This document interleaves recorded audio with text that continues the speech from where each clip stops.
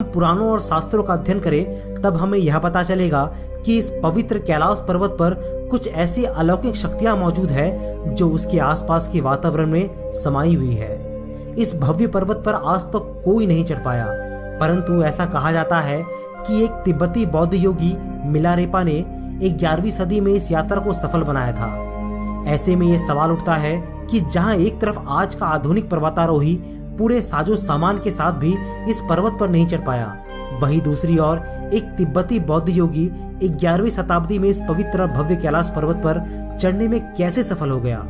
शिव के घर कैलाश पर्वत से जुड़े ऐसे अनेकों तथ्य हैं जिन पर महान वैज्ञानिकों द्वारा शोध किए जा रहे हैं, लेकिन ऋषि मुनियों के अनुसार महादेव के निवास स्थान के रहस्य को भाप पाना किसी साधारण मनुष्य के वश में नहीं है। वैज्ञानिकों द्वारा एक शोध के मुताबिक दुनिया एक एक्सिस मुंड नामक अवधि है। यह एक्सिस मुंड आकाश और पृथ्वी के बीच संबंध का एक बिंदु है जहां चारों दिशाएं मिल जाती है। वैज्ञानिकों के अनुसार इस एक्सिस मुंड पर अलौकिक शक्तियों का प्रवाह होता है और आप उन शक्तियों के साथ संपर्क कर सकते हैं। यह बिंदु और कुछ नहीं बल्कि कैलाश पर्वत ही है, जहां शिव की कृपा से अनेकों शक्तियों का प्रवाह होता है। कैलाश पर्वत के बारे में तिब्बत मंदिरों के धर्मगुरु बताते हैं कि कैलाश पर्वत के चारों ओर एक अलौकिक शक्ति का प्रवाह होता है। यह शक्तियां कोई आम नहीं बल्कि अत्यंत अद्भुत है। कहा जाता है कि आज भी कुछ तपस्वी इस शक्ति के माध्यम से आध्यात्मिक गुरुओं के साथ संपर्क करते हैं। केवल कैलाश पर्वत ही नहीं बल्कि इस पर्वत से सटे 22,028 फुट ऊंचे शिखर और उससे लगे मानसरोवर को कैलाश मानसरोवर तीर्थ कहते हैं। यहाँ उपस्थित ऋषि बताते हैं कि कैलाश मानसरोवर उतना ही प्राचीन है जितनी प्राचीन हमारी सृष्टि है। कैलाश पर्वत की तरह ही कैलाश मानसरोवर के वातावरण में भी कुछ शक्तियों का प्रवाह होता है। यह एक प्रकार की अलौकिक जगह है जहाँ पर प्रकाश तरंगों और ध्वनि तरंगों का समागम होता है जो कि ओम की प्रतिध्वनि करता है। कहा जाता है कि गर्मियों के दिन में जब मानसरोवर की बर्फ पिघलती है तो एक प्रकार की अजीब आवाज सुनाई देती है। स्थानीय लोगों का मानना है कि यह मृदंग की आवाज है। मानसरोवर के बारे में एक मान्यता यह भी है कि कोई व्यक्ति अगर मानसरोवर में एक बार डुबकी लगा ले तो वह रुद्रलोक पहुंच सकता है।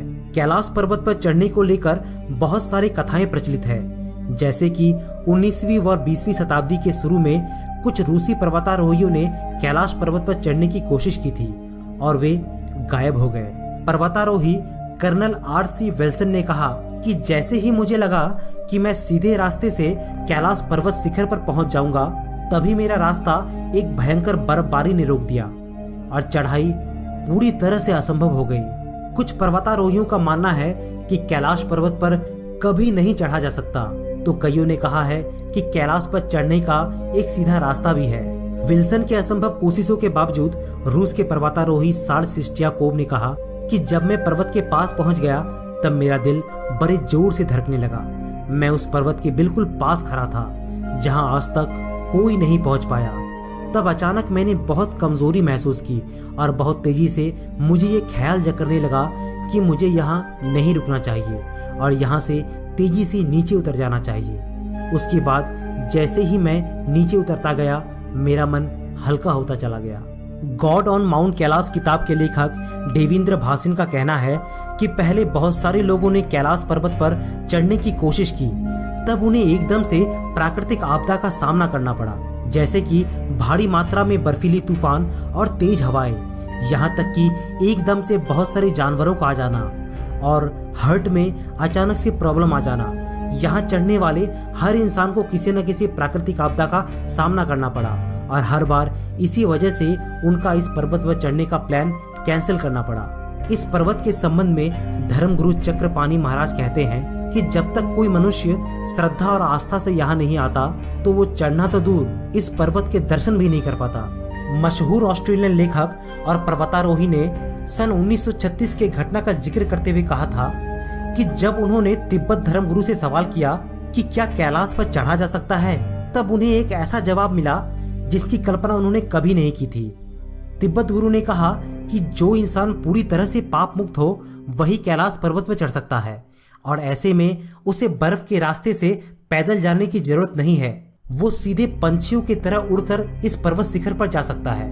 निकोलॉय रेरिक, जो पेशे से एक रशियन पेंटर, राइटर, आर्कियोलॉजिस्ट थे, उनका ये विश्वास था कि कैलाश पर्वत के आसपास के इलाके में शंबाला नाम का एक रहस्यमय राज्य है। हिंदुओं के कुछ संप्रदाय इस शंबाला राज्य को कपापा के नाम से पुकारते हैं, जहां सिर्फ सिद्ध और तपस्वी ही रहते हैं। 2001 में चीन ने कैलाश पर्वत पर चढ़ने पर प्रतिबंध लगाया था।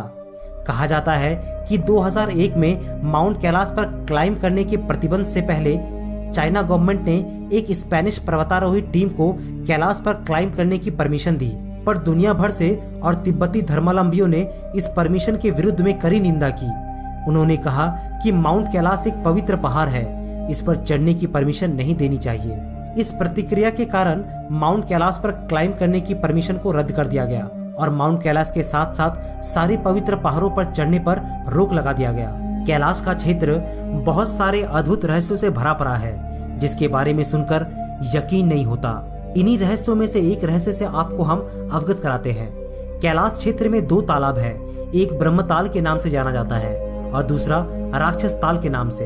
ये दोनों तालाब एक दूसरे से महज 1 किलोमीटर की दूरी पर स्थित है, पर सबसे अचरज की बात तो ये है कि ये तालाब आसपास रहते हुए भी इन दोनों में घोर असमानताएं हैं। ब्रह्मताल का पानी मीठा है, इसमें जीव जंतु वास करते हैं।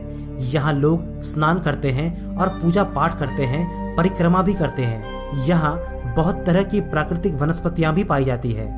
पर दूसरी तरफ राक्षस ताल का पानी बहुत खारा है। यहाँ चारों तरफ एक सन्नाटा पसरा रहता है। यहाँ कोई जीव जंतु नहीं आता और यहाँ तक कि ताल के पास जाने से सभी लोग घबराते हैं। कैलाश क्षेत्र से जुड़े रहस्यों की किताबों में यह भी कहा जाता है कि जब शाम सूरज डूबता है तब पर्वत के शिखर पर कुछ पल के लिए स्वास्तिक का निशान अपने आप ही निर्मित हो जाता है।